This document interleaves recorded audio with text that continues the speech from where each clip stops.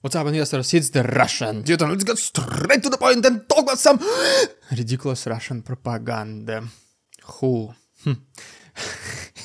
Okay, Manter Hayford. So today we have one of Russian hospitals in Tyumen region, and they basically published this new schedule of where they are pretty much working. As you can see, Monday is the no work day, Tuesday no work, Wednesday no work, Thursday no work, Friday no work, Saturday guess what? No work, and Sunday is the weekend. So they're not working any day of the week pretty much, and there is somehow a lunch break from noon until 12:30. Like, I don't know, the option number one is that they do actually come into work to have lunch and then they go back home, or they maybe just eat at work and they just don't work. Literally a very big confusion why they would even post this schedule. Well, guys, please let us all know down below in the comments if you would like to work under this schedule and still receive your salary, because I think this is a pretty easy life, easy opportunities. And right now, guys, I want to make a huge announcement about the future of the Russian Dude channel, but before we continue, so we can all once again stay together because of ongoing YouTube shadow ban, can you please simply like this video and subscribe to my channel? As you can see, every single video I upload receives fewer and fewer views, so I don't want us to simply lose each other. Please subscribe, and I will continue making these daily updates. And so, the announcement is the following. One of the most popular questions I receive is why would I say in the very beginning, what's up, investors? Well, originally, if you go to see my oldest video on this channel, I was making investing related videos. And whenever war started, and since I do have relatives both from Russia and Ukraine, obviously I could not stay aside, I have to talk about this problem, no matter what. Eventually this war will be over, and then there was another huge question from me to myself, from you guys. What type of videos are you going to make once the war is over? And well, once again with this YouTube shadow ban, looks like I need to accelerate my end goal of this Russian Dude channel, and I decided to create the second YouTube channel, which is the Russian Dude Investing. I will leave a link to my second channel down below, and I will be talking about investing related news.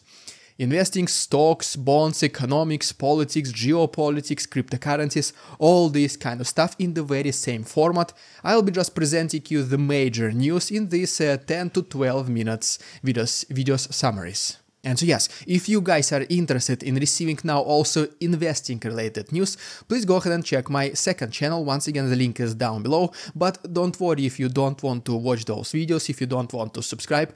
Don't worry, guys, I know that investing and Russian-Ukrainian war is so different topics, so yeah, please only subscribe if you want to continue receiving this new investing type of news.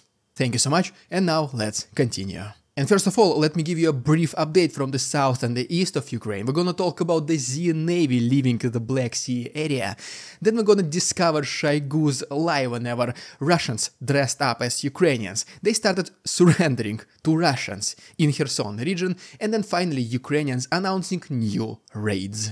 But first of all, to begin with, right here is the video of President Zelensky visiting Slavyansk in the east of Ukraine, and in the very same day he also visited Chasiv Yar, which is extremely close to current existing front lines. Chasiv Yar by some people called as the third Bakhmut, so Zelensky visiting this settlement is just extraordinarily brave.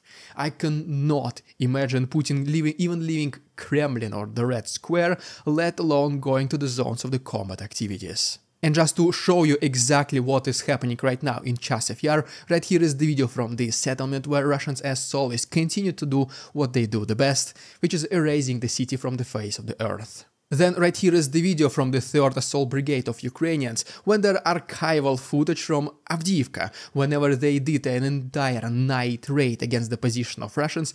The video is more than 7 minutes long, it is very detailed first-person footage. Very interesting to see video, guys. I highly recommend you to check it for yourself. The link is down below to my Patreon. You can find their full and uncensored version of this night raid. In another settlement called Novomikhailivka, which is close to Avdiivka, by the way, it is estimated the population of the pre-war era of this city was approximately 1,000 residents or so. Russians are trying to capture it as well. And in the process of doing this, and by the way, they're not yet still fully successful, they already lost at least reportedly more than 300 armored vehicles of different kinds. But probably one of the biggest events of the last 24 hours is that Ukrainians were able to intercept a Russian bomber Tu-22M3 on the territory of Russia, approximately 300 kilometers away from the Ukrainian border. Reportedly, a modernized Soviet-era S-200 air defense system was used, and besides that, Ukrainian air defense was also able to intercept 2 out of 6 Ha-22 missiles, 11 out of 12 Ha-59s and Ha-69s, and 4 out of 4 Ha-101s and Iskander-Kas, and then also every single 14 Shahed drones. Now let's talk about the situation in the south of Ukraine, and first it is worth mentioning the response of Russians. Well, as you might have imagined, it was the attacking of a residential area, specifically a railway station in Dnipropetrovsk. Unfortunately, there are casualties. Also, in the very same region, Ukrainians were able to destroy a pretty big air defense position of Russians in Velika Znamenka. And if you remember, several days ago, Ukrainians did attack the Jankoy airfield of Russians located in Crimean Peninsula. Well, right now we do have already the visual confirmation in form of satellite images, which do confirm that ammunition warehouses, depots, they were destroyed, in addition to this entire S-400 complex, which estimated to be once again more than $500 million lost for Russian military equipment. But that's not the only problem for Russians in the south. So right here, according to this message of Russian military correspondents, they are saying that Ukrainians are preparing this so-called final attack against the Z Navy in the Black Sea area. And even though right now the number of ships in this particular aquatoria is not that many, majority of them they did escape to Novorossiysk, Ukrainians, they do have the drones with the capabilities of reaching these distant areas as well. Then here is the video from the settlement called Vinogradnaya, also in Kherson region, where we can see Ukrainians using the FPV drone to destroy a Russian self-propelled artillery system called Msta-S, and then Russians filming their own consequences of this attack. You can see that this thing is no longer operational, to say the least. But the most extraordinary, ridiculous, I would say, news of the last 24 hours is that in Dnipro, allegedly, Ukrainian soldiers, they did surrender. They did cross the river and surrender to Russians. The only question here is the following. Why only Russian media posted this news and this alleged video almost exactly simultaneously at the same time? How those soldiers were able to swim across the Dnipro without being noticed neither by Ukrainians nor by Russians? Nobody targeted them or anything like this. How they even were able to cross Dnipro river in the first place? So it kinda allows us to assume and start thinking that it does look like a pre-planned raid, pre-planned operation by somebody else. Maybe somebody even from the Ministry of Defense of Russia, like Minister of Defense of Russia, even maybe Sergei Shoigu. And well, apparently, long story short, there is also not a single confirmation in the Western or in Ukrainian media that this did actually happen.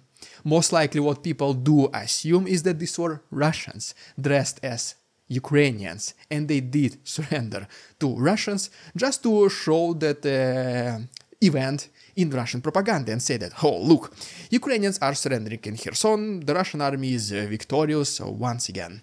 Well, apparently looks like Shoigu lied, not the first time, not the last time. And so yes, this was pretty much the south and the east of Ukraine. Now another nevertheless important statement of recent days is that according to the head of security service of Ukraine, Vasily Maluk, he is declaring officially new upcoming raids from Ukrainians, which will happen both inland and in the sea, and most likely also by air as well. For obvious reasons, he is not declaring the exact places, exact times when this is going to happen. I mean, there is literally no reason why would you reveal your plans to the enemy, but the announcement is made. This is the fact. He's also mentioning that we should not wait for long, things will start happening very fast and very unexpected for the Z army, and potentially one of the major biggest targets during these new raids by Ukrainians will be the Crimean Bridge.